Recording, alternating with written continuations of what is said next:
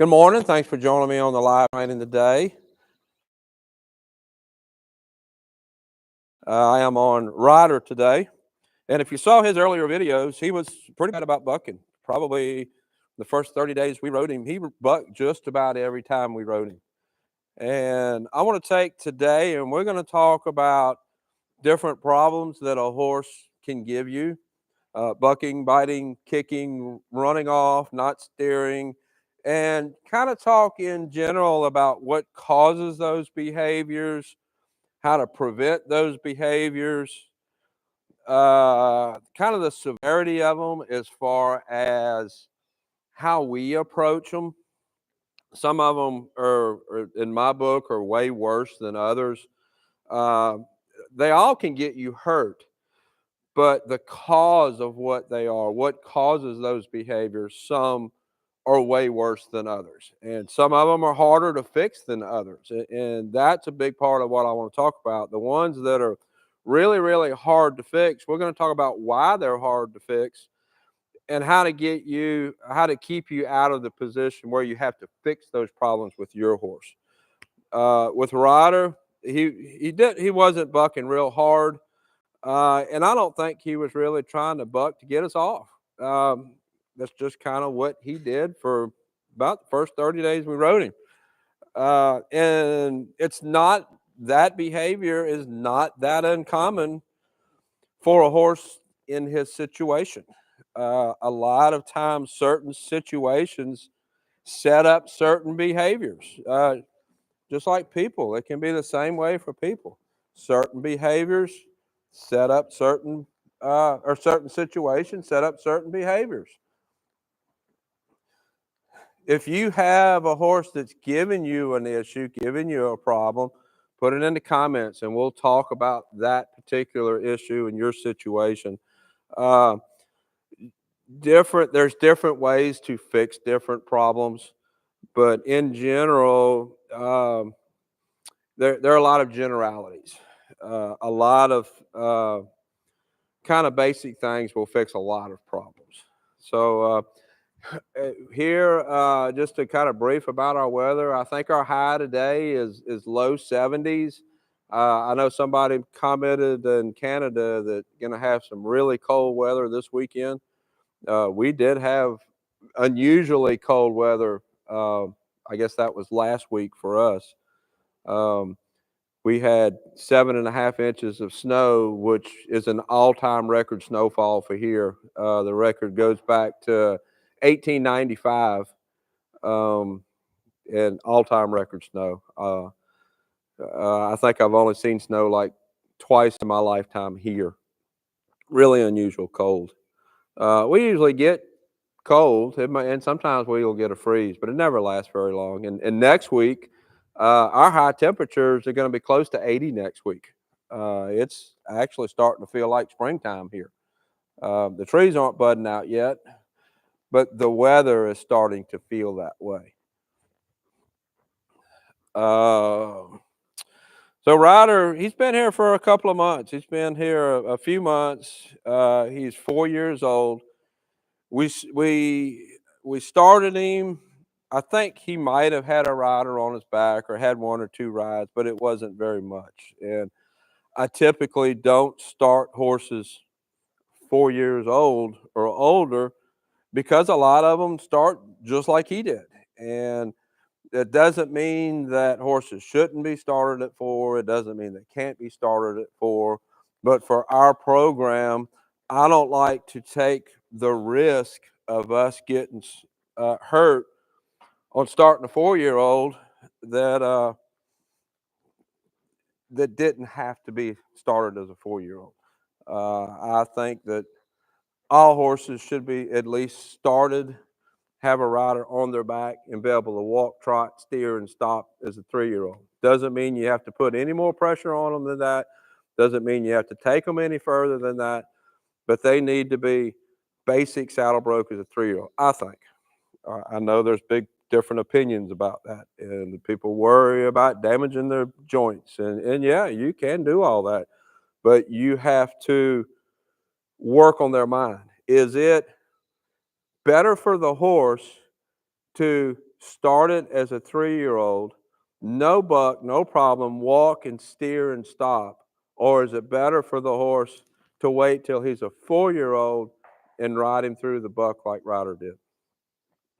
I mean, you can weigh that and have your own opinion. My opinion is it's way easier on the horse to soft start him as a 3-year-old than it is to start him as a 4-year-old and go through the things we went through with Ryder.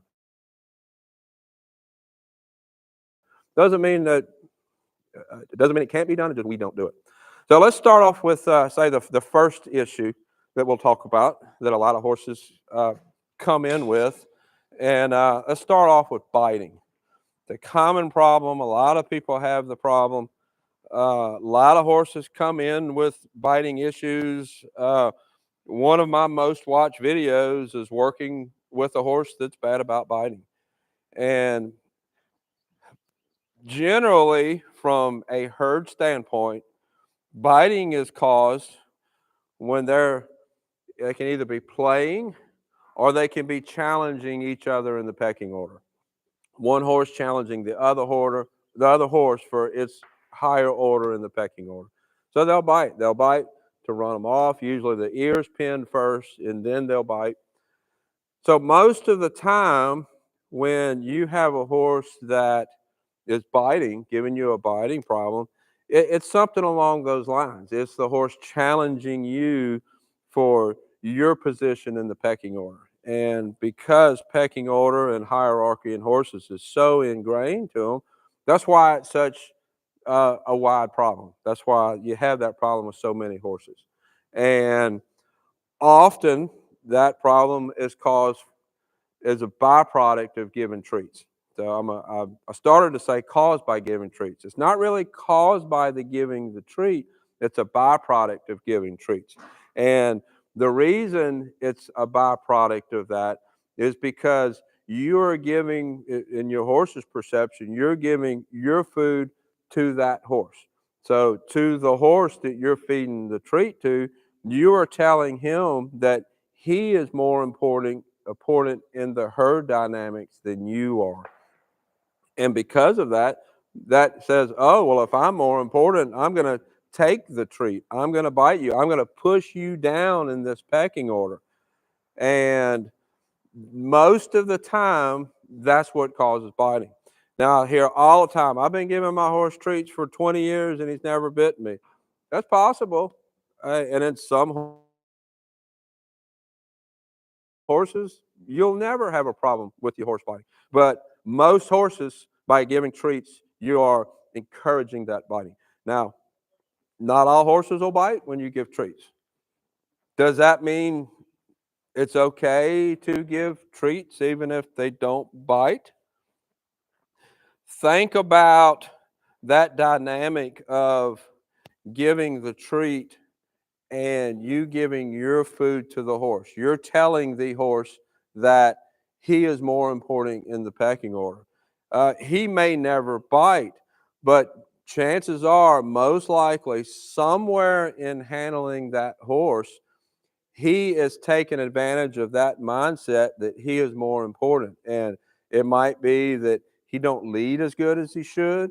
It might be that when you ride him, he never really gives you all of his attention. It might be that he gives you trouble with barn sourness. And it might be all kinds of other issues that actually stems from his concept of I'm more important than you are. So think about your horse's behavior. The biting is just a symptom, the symptom of whatever's going on in that horse's brain. And if you're telling your horse that he is more important in the pecking order, chances are you're going to have a problem somewhere. I get messages all the time from people that say that my horse gives me this problem and he's an angel everywhere else. Get that all the time. That's not possible. Your horse cannot just give you one problem and be an angel everywhere else. It's not possible. If you think your horse is that way, if you really look at the big picture, there are some issues there that you're missing.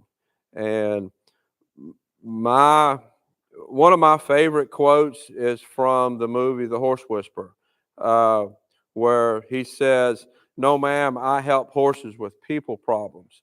And most of the issues that horses have are caused by people. They are people problems. And it's our behaviors, it's what we do that create what the horse does. That's where the horse issues come from, is from our behaviors.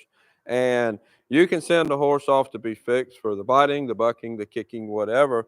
But if you don't fix your behavior that's creating that problem, you're not really, uh, you are the problem for your horse. And think about the big picture of your horse. If you got any questions about that, put it in the comments. Talk about it. Anything we need to address so far? Yes, a few on the biting. What about a horse that never bites, just mouths you? A horse that never bites but mouths me, I put that in the same category as biting. If his mouth is on me, that's not good. Now, he might not have any intent of actually biting me, but I'm not going to let that happen because that temptation is there. So I'm not going to let a horse. I'm not going to let a horse put their mouth on me at all. Uh, because that just creates the temptation. It just lets the horse know, well, if you're doing this, you're not really biting, but what's going to come next? So that's my thought on that. Okay, another one. My horse started pinning his ears and trying to bite my 6-year-old daughter. How do I cure this? I did have my kids stop with the treat. Definitely, and that's Treating. yeah. Their horse started pinning their ears and biting at their 6-year-old daughter, and she ended it with, "I did have my daughter quit feeding treats." That is exactly the situation that I'm talking about. The the daughter feeding the treats told the horse that the horse is higher in the pecking order, so the horse started the pinning ears and biting to reaffirm, I am higher in the pecking order. I am going to push you down. Really, in that situation, that's going to be really hard to fix, because to really fix the problem, your daughter needs to tell the horse, no, you are not higher in the pecking order. I am. And from, if that was happening to you, you would need to make the horse move its feet, establish, I am the dominant person, I am the one in charge. That's just about impossible for your 6-year-old daughter to do. So probably, i I would think that that horse is going to be dangerous to your daughter until your daughter is old enough to do something about it. That's not a good situation there. But that's what's going on in the horse's mind. And the horse has nothing personal against your daughter. Um, but I would probably never trust that horse around your daughter again until your daughter is old enough to make the horse work. Okay. Could the mouth ones have to do with teething? I recall my vet saying adult teeth come in around 4 years old if memory serves me correct. Could the mouthing have to do with teething, or the biting have to do? Absolutely, but it doesn't make any difference. If they are teething and they want something to chew on, I don't care what they chew on, but it isn't going to be me. Do you think a 4-year-old horse that's teething is going to go out in the pasture and chew on a dominant 15-year-old horse? It isn't going to happen. So, yeah, it could very well be teething, but it doesn't make any difference. All you're doing in that situation is making an excuse for the behavior. There is no excuse for poor behavior. So it's possible, but it doesn't make any difference. Okay. This is different from biting. My mare likes to kick out when she gets asked to lope. It only happens when asked to lope. Okay. Her mare likes to kick out when asked to lope, and it only happens when asked to lope. So let's talk about kicking. Kicking is a problem, especially if you have horses that kick at other horses standing tied or anything like that. We have tie lines down the middle of the barn aisle. My barn aisle is, I believe, 16 feet wide, and we'll tie horses in the middle and then walk horses past them on both sides. And I expect both horses to behave. If that horse is tied, it has to behave. If that horse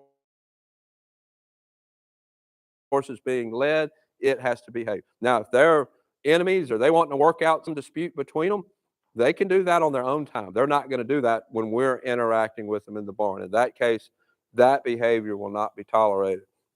Now, in your horse's case, where they only kick out when asked to lope, that issue is caused from your horse being too heavy on the front end. What's going on there is your horse is not rounded very well, not elevated in the shoulders, not pushing in the back end, and your horse, it's a kick, but it's as much coming from the shoulders. It's the whole horse trying to come up to make the stride to go into a lope. That transition into a lope has to happen really strong from the back end. And that issue there, that's not really like a kicking, like two horses kicking at each other. That issue is caused from your horse not lifting its shoulders, not engaging its back end, and pushing itself forward through the transition. That behavior is an under the saddle muscular development behavior that needs to be worked on. Um, we have an OTTB that kicks when annoyed at the cross ties. He also sometimes kicks when he is rushed. I have seen other TVs do the same thing. Alerbium, but this has been wrong. Okay, an off track thoroughbred that kicks when they're tied, kicks when they're being brushed. Um, Off track thoroughbreds can be thin skinned, can be very sensitive skinned. That's no excuse. Just like I said with the other behavior, if they're teething, that is not an excuse for poor behavior. So, that horse with that behavior, he is kicking because he's impatient. If he's kicking because he is tied, and he wants to be turned loose, that's just throwing a little temper tantrum. He just doesn't want to be told what he's doing. That behavior is going to show in other places. If he doesn't want to stand tied, then he's not want to be told to turn left. He's not going to want to be told to turn right. There's going to be other things that's going on with that horse that behavior is going to display. You just are noticing it because the kicking standing tied is the biggest reaction that you're seeing. And the way to fix that behavior is to put him on a tie line. That's why I have my patience line over here. Put him there and leave him there until he decides, I'll behave. I would like to do something different. And that might be 15 minutes. It might be 6 hours. I get a lot of people commenting about how could you leave a horse on a tie line for 6 hours? Well, the thing about it is, if his behavior, if his poor behavior is so ingrained in that it takes 6 hours for him to say, okay, I'll give in, imagine how bad that behavior is when he's being ridden. If he's going to fight that tie line for 6 hours, he's going to fight that rider for 6 hours. That's going to be a miserable trail ride. So, in your situation with the off track thoroughbred that's kicking when he's standing tied, I definitely would stand him tied more. Now, you always want to rule out a pain issue. So, 90% chance he's not having a pain issue, but there is probably a 10% chance he could have some ulcers going on. It could be that when he's standing tied, uh, that generates some nervousness in his stomach, which increases the stomach acid, which irritates an ulcer that could be there. That's all possible. And it's really easy to rule that out. You can get a vet to come in and scope them and say, yeah, it is ulcers. Yeah, it isn't ulcers. But there's a way easier way to do that. You can go to most tack stores, get you a tube of ulcer guard, give it to the horse, give it an hour or two or three to work its way through the digestive system. And if it's hind gut, it's a little harder to detect. Foregut is easier. Get that in his stomach and then stand him tied. Brush on him. See if the behavior is any different. If there is improvement, good chance he has some stomach ulcers. If you give him the tube of Ulcer and there is no improvement, chances are it is strictly behavioral and there's not a pain issue going on. There are lots and lots of easy ways to rule out a pain issue. And if you use a little bit of common sense, you don't have to get a vet involved. And I have noticed personally, and it's actually a little bit cheaper way to do it, that a horse that has ulcers has less stomach issues the day after you give him a paste warmer. And it's pretty easy and it's a lot cheaper to give your horse a pace warmer. And the next day, notice, hey, he's not as grouchy when I touch his sides. Doesn't mean that's going to cure the issue, but it will trigger, hey, it should trigger in your mind, hey, this is going on. I need to look further into ulcers. Really easy to do, really inexpensive to do, and it's a good tool to use. Acts like he wants to lay down. I think he's just bored. Uh, on the subject of pain and ruling out pain, you should never work a horse through an issue that could be pain. But you, as a horseman, should real easily know that horse and know if it is pain. So many people, especially keyboard warriors on these videos, want to say, well, he could be hurting in his hocks, or he could be hurting in his back, or he could be hurting here. And yeah, he could be, but chances are the person that owns that horse, the person that's working with that horse, knows if that is really a realistic could be or not. There are a lot of could be's, but the chances of those issues are way, way less than a lot of people want to make them out to be. Yeah, horses do hurt, and when they hurt, you need to fix it. But when you have a horse that is doing a bad behavior like biting, you've been giving him treats, and now he's biting you, you're wasting money to have your vet come scope him to see if he has ulcers. It's ridiculous. It's a waste of money. Now, if he's giving you a behavior that indicates that there may be a problem there, yeah, check it out. But use some common sense there. I work a lot of physically immature horses.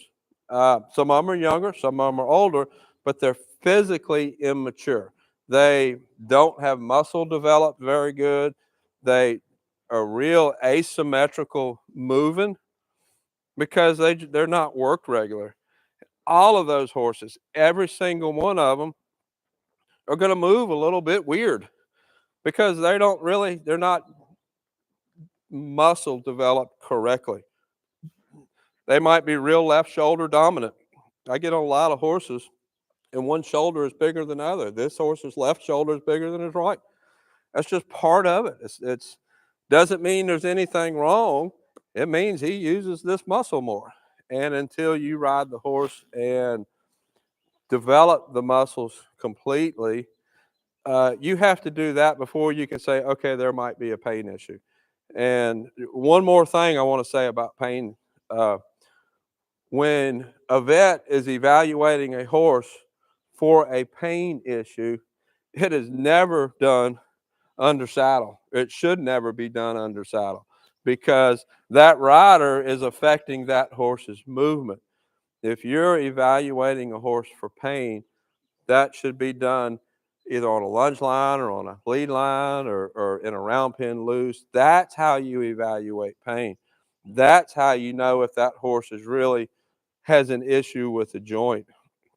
It is not possible to truly evaluate pain under saddle. Now, as a good horseman, when you're riding that horse, you could say, I think that horse might be hurting here, or I think that horse might be hurting there. That's realistic as a rider, but you cannot evaluate a horse for pain with a rider. So let's move on to, is there any more questions we need to address? All right, so let's move on. to not standing to mount.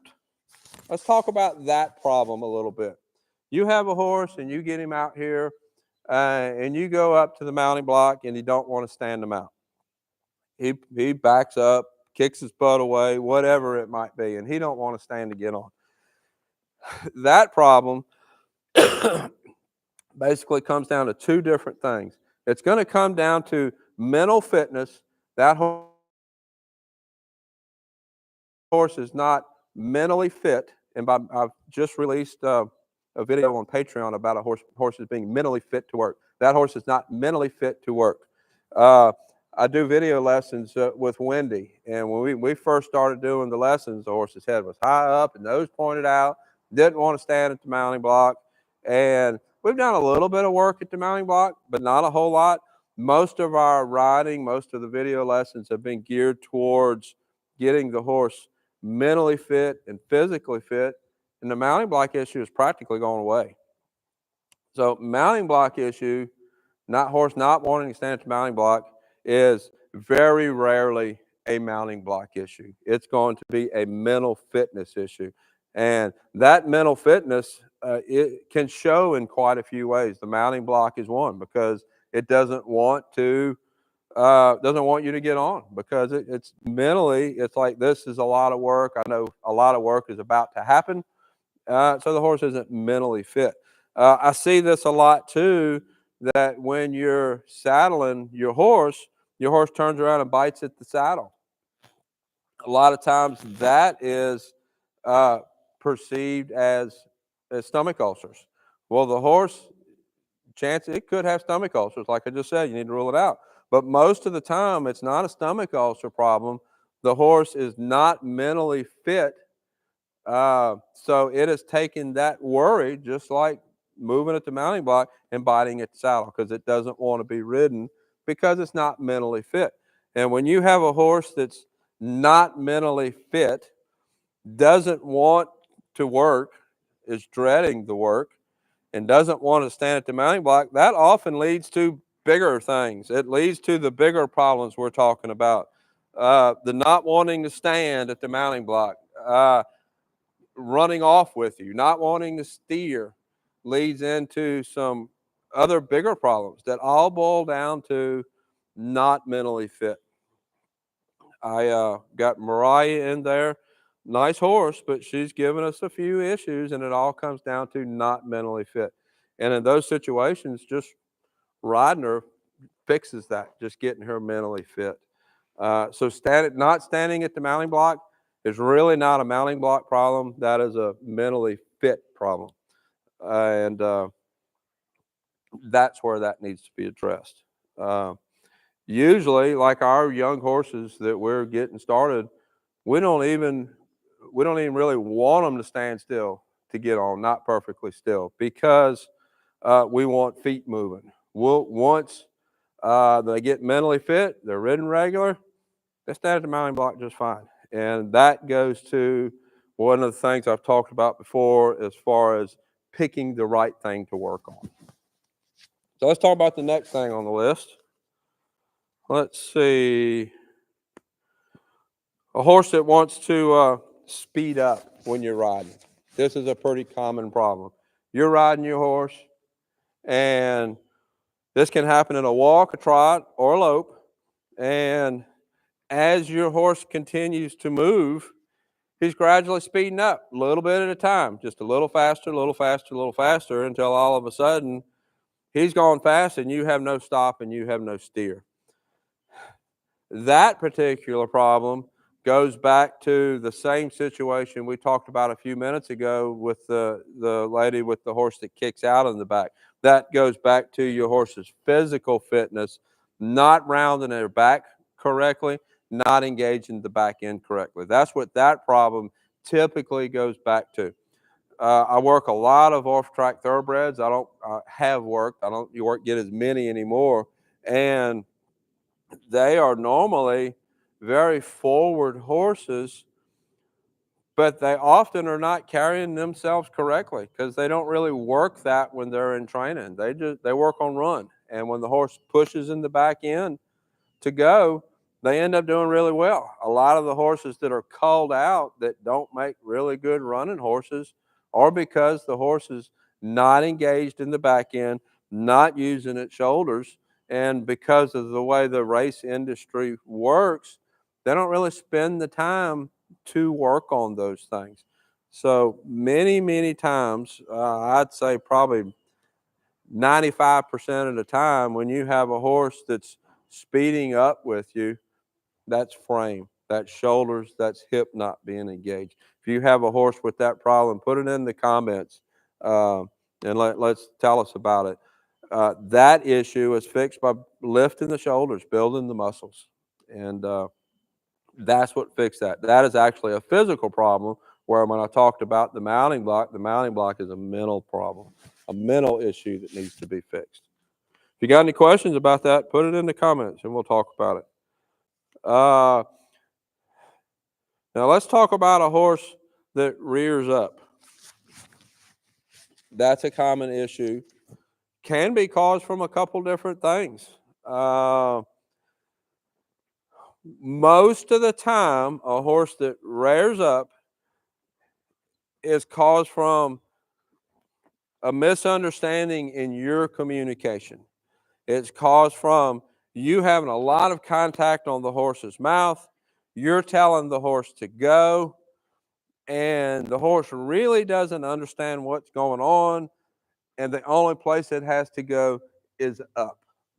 That's usually how that starts. Now that progresses, it deteriorates from there, because if you're in that position, you have a lot of contact and you're telling your horse to go and your horse rears up, usually the first thing that happens there is you're going to give some slack and grab the saddle horn. That is the reaction that you're doing. Well, then from there, the horse realizes, well, I had all this input and I didn't know what to do with it. I reared up and the input went away. Now we're standing here, the rider is trying to catch their breath, trying to recover, and now I understand. We're standing. I like this position. I like this. So I reared up and I got a release, and now I'm comfortable. So a lot of times the horse will learn that behavior to get the release while you recover.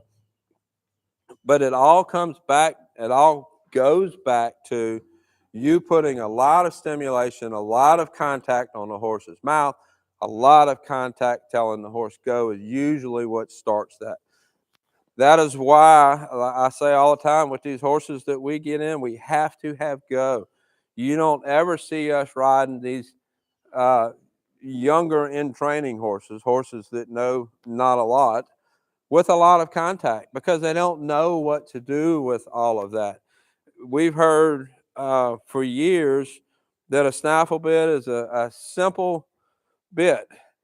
You can even talk about riding with a hackamore, riding with a side pull. It's simple. It's one piece of contact, one thing that you're telling your horse, and then that is true. That is a simple bit. But you take that simple bit and you make contact with this side, and you make contact with that side, and you start kicking and telling that horse to go forward. You're inputting a lot of information that the horse doesn't know what to do with. So rearing is usually caused from the rider inputting too much stimulation into a horse and the horse not knowing how to react. That's what it starts from.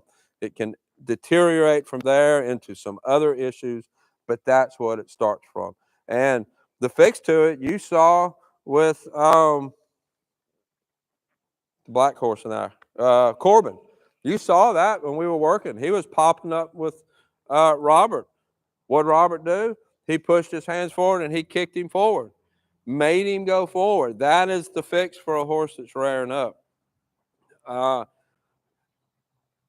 a lot of the performance horses that we get, the reining horses in particular, not so much the cow horses or the cutting horses. A lot of the reining horses that we get, uh, start off really light on the front end because they are bred to use their back end so well. They're so strong in their back end, and they're really light on the front end. So it's really easy to get a horse rearing up accidentally.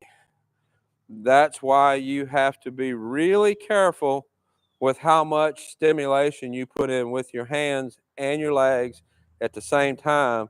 And you need to make sure that the horse understands that. That's why I work so much on one side. That's why I do the bending with the inside rein, inside leg, and the counter bending. I'm working one side at a time so that I can teach the horse what I'm asking for. I was just having a text conversation. I responded to a comment, I believe it was, talking about uh, the half halt and how I start asking for a half halt. I start a lot different than a lot of people because you make contact on the bit, you squeeze, you rebalance the horse. That's what a half halt is for. That's the purpose of a half halt. But if the horse doesn't know what to do with that stimulant, with that contact, you're going to end up with the horse that pushes back against the bit, pushes back against your legs, maybe even starts the rearing up problem. So that's why I work a lot one sided so that I can teach the horse, let's just half halt on the right side. Give me a little tip of nose. Let's lift this shoulder. Let's almost like think of it a combination of a half halt and a leg heel. Let's get this nice. Let's get the other side nice and teach the horse what to do with the contact. And then you can add it all at one time. And it comes easy for the horse. I see a lot of younger English riders that are trying to do a half halt with a horse that doesn't know what they're asking for. And you're creating that rearing up problem. Got a question? Yes. My horse, who is 14 years old, bought him 6 months ago. Ever since I bought him, he has been deathly afraid of water spray hoses, fly spray bottles, etc. How to fix these issues? Okay, so bought a horse that is afraid of water, afraid of fly spray. Was the horse afraid of those things before you got him, or has he just become afraid of those things since you got him? That makes a big difference, huge difference. A lot of times, I have this conversation with people all the time. They bought a horse, and 6 months seems to be the key time. 6 months later, now they have this problem. You don't know if the horse had the problem before or after. Okay. So that's really gonna be important because uh, it would be handled totally differently if your horse was never acclimated to water, never acclimated to fly spray. Then you're going to do a lot of pressure and release to get the horse used to those things. That's how you would do that if the horse had never been acclimated to those things to begin with. Uh, if it's a problem that has started since you got the horse, if the horse used to be fine with those things, and now that you're 6 months into it or however long into it, now he's become afraid of those things, that is going to be a situation where he did something and got the response that he wanted. Maybe you were rinsing him, and it could have been something totally unintentional. It could have been that you rinsed him, he got stiff, and you walked away to answer your phone. Could have been totally unrelated to you, but to him, it clicked in his head. I get stiff, the water goes away. He said he was doing it right away when I bought him. Doing it right away when you bought him. So most likely he's never been acclimated to it. So that's going to be a lot of pressure and release. At that age, that's going to take a lot of time, and it may never happen. Uh, Horses at that age, their mind is pretty much what it is. It doesn't mean you can't teach them things, but he's not going to get soft and say, "Oh, okay," like a younger horse would. But back to those learned behaviors, that happens a lot. And often we don't even realize what set up that learned behavior. It could be as simple as you stepped away to answer your phone and the horse learned something from that. It did something, you left. Probably didn't even notice that he was worried. It could have been that he wasn't actually physically doing something, but he was thinking, I'm scared, I'm scared, I'm scared. and you walked away and answered your phone. And to the horse, he's like, oh, well, I was scared and now it went away. So now he is thinking, well, I'm going to act scared. I'm going to be scared. And if I do that, this thing will go away. And I get comments all the time. Horses can't think like that. Horses can't exactly think like that. That is how horses learn. That is how a horse learns that if I apply this pressure and it turns left, pressure goes away.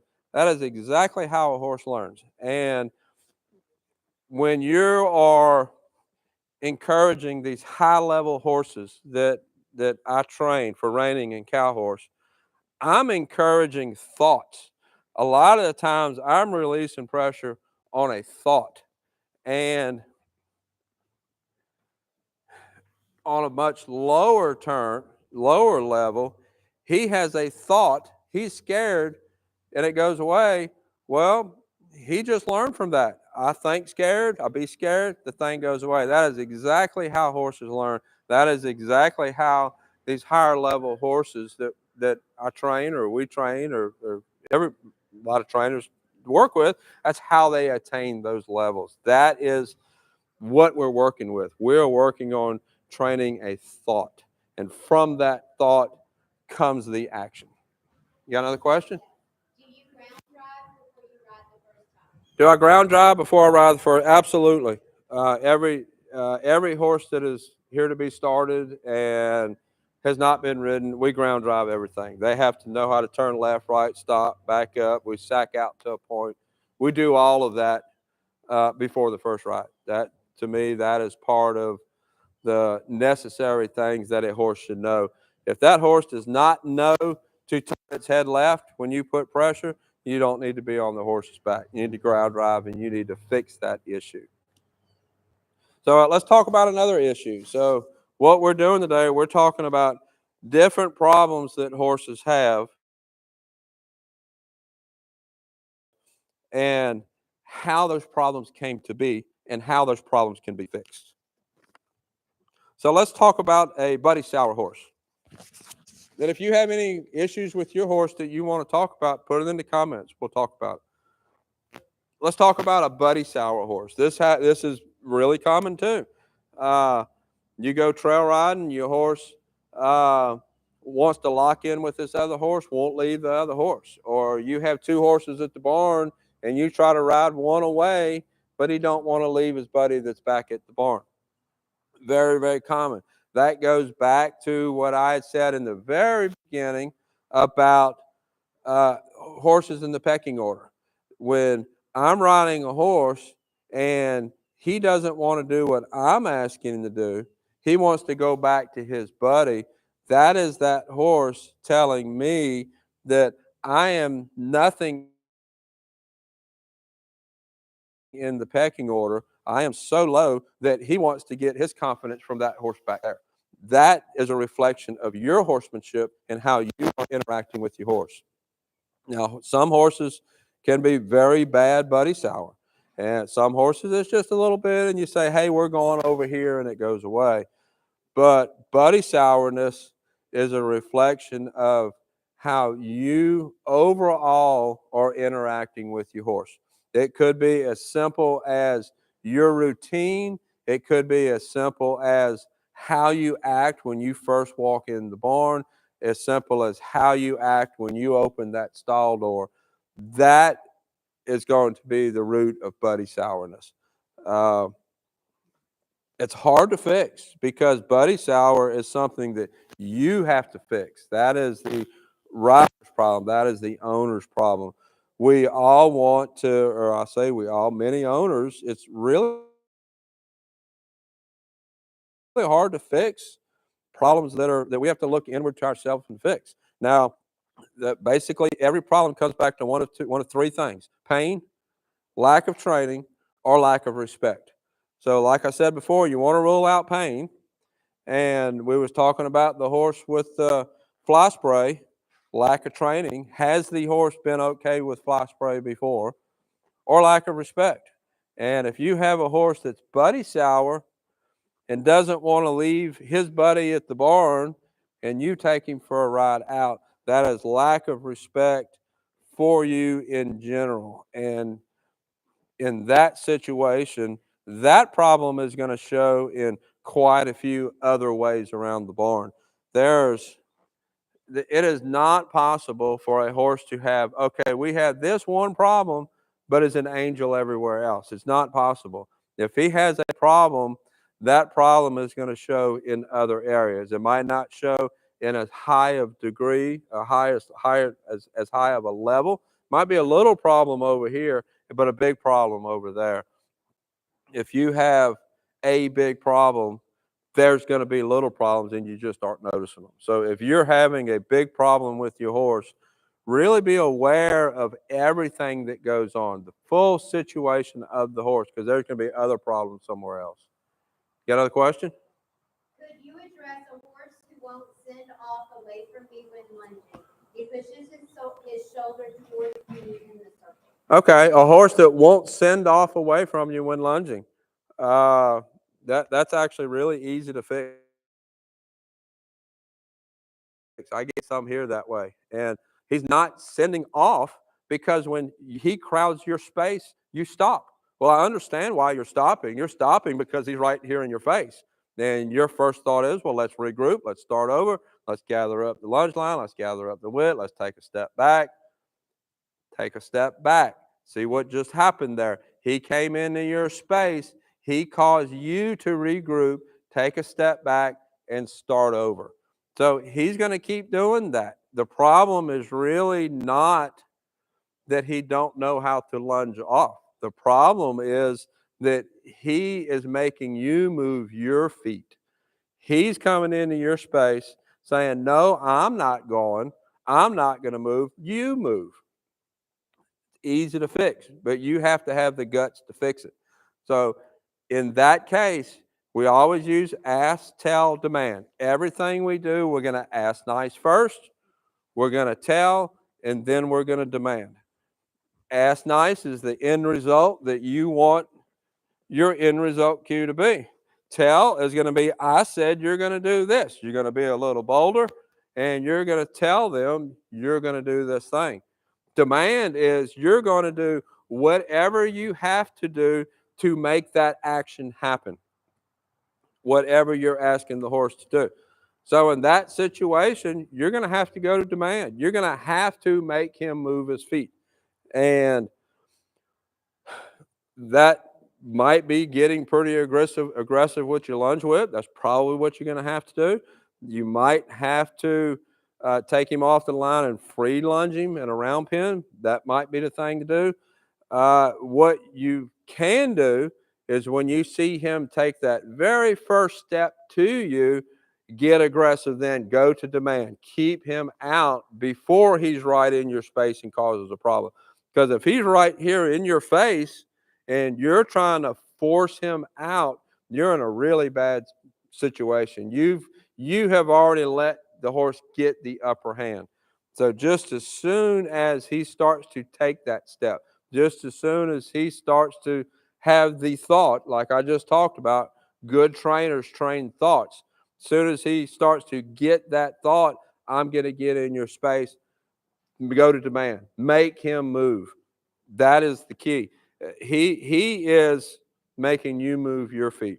And I would be willing to bet, just like I talk in so many of these other situations, there are other places where he's making you move your feet. Let's use, for example, in a stall.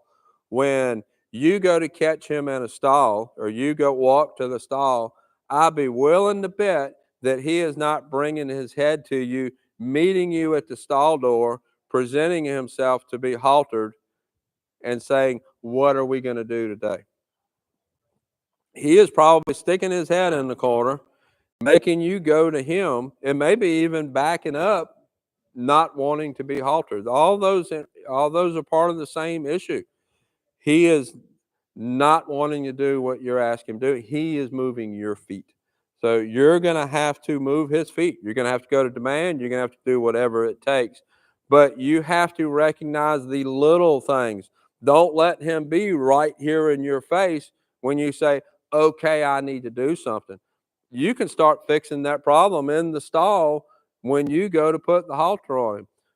Teach him to present himself to be haltered.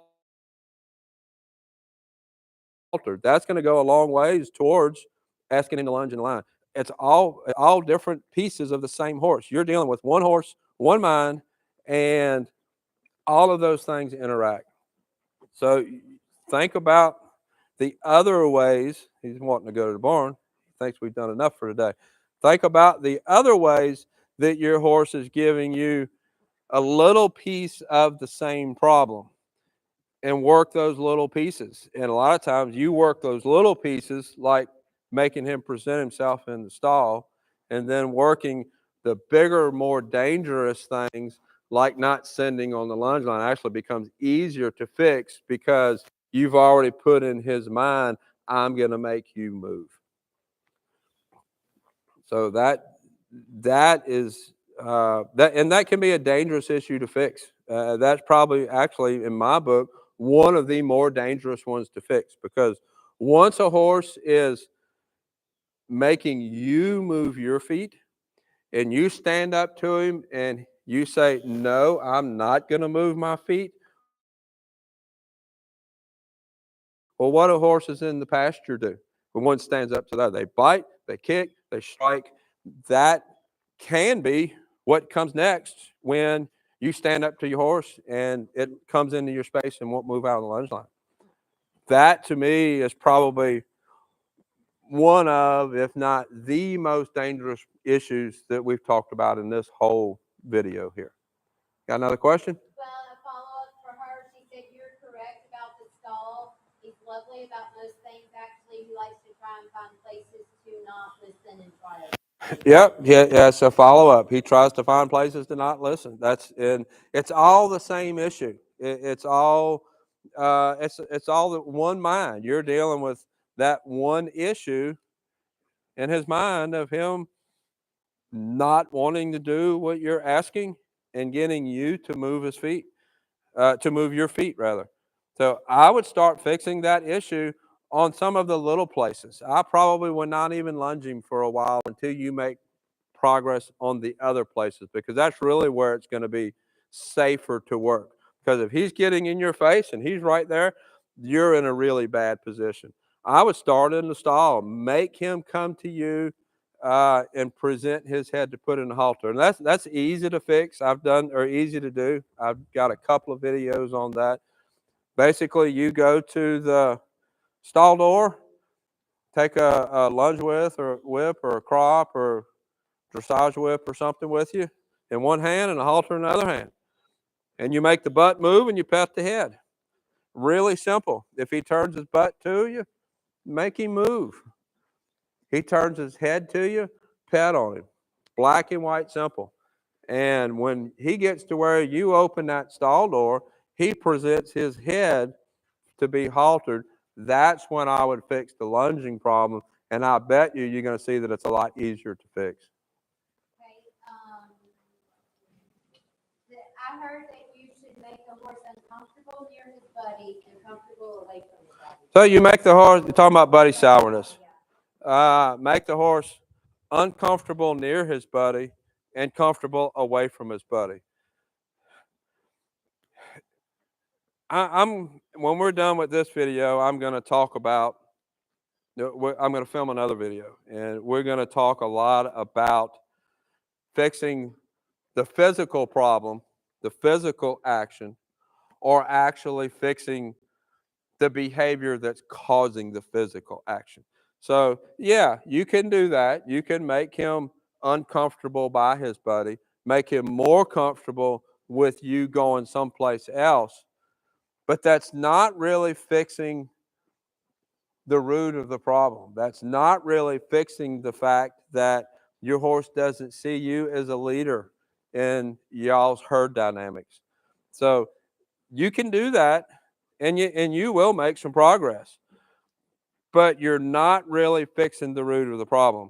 When you're working with your horse, we're all horsemen, we're all learning, and we're all interacting with our horse.